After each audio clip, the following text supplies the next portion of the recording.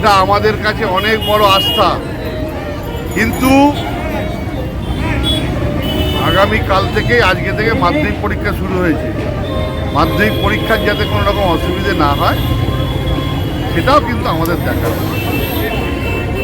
তাতেই আমরা সুষ্ঠুভাবে সুন্দরভাবে আমরা অনুষ্ঠান করব।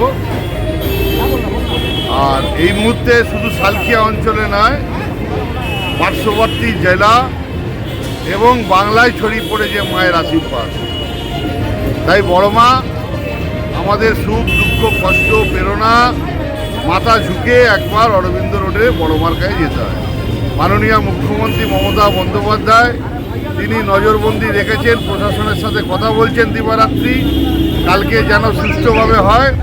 এবং বিগত দিনে কুম্ভে যে প্রশাসনিক অবহেলার জন্যে যে প্রায় হাজার হাজার মানুষ মারা গেছে, সেই একটা ব্ল্যাক ডে বাংলায় কিন্তু ব্ল্যাক ডে হবে না যতক্ষণ বাংলার মুখ্যমন্ত্রী মমতা বন্দ্যোপাধ্যায়।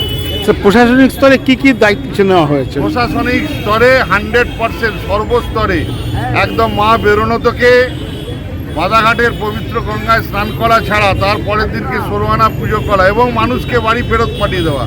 তার সাথে সাথে কালকে মাধ্যমিক পরীক্ষায় ইংরাজি পরীক্ষা আছে, ছাত্রছাত্রীর কোনো যাতে অসুবিধে না হয়। হাওড়া সিটি পুলিশের নামে 150 টোটো বেরিয়েছে। মমতা বন্দ্যোপাধ্যায় নির্দেশ দিয়েছে জ্যামজট থাকবে, ডন্ডি কাটবে, তাদের যাতে পরীক্ষায় কোনো অসুবিধা না হয়। ঠিক আছে।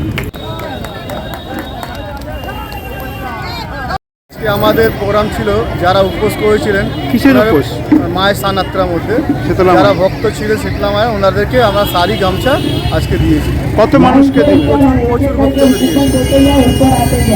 এই প্রোগ্রামটা আপনারা কি এবছরই করলেন? না, আমরা এই প্রোগ্রামটা 23 বছর ধরে করে আসছি। আচ্ছা, এখানে কি হয় মেন মায়ের? এখানে আমাদের মা এখান থেকে ডলি বেরোয়, সেদিকে মা নিজে মন্দির দিয়ে বেরিয়ে মা স্নান করতে যান, ওটা আমাদের মায়ের স্নান মানায়। আপনার নাম? সন্তোষ কুমার সিং।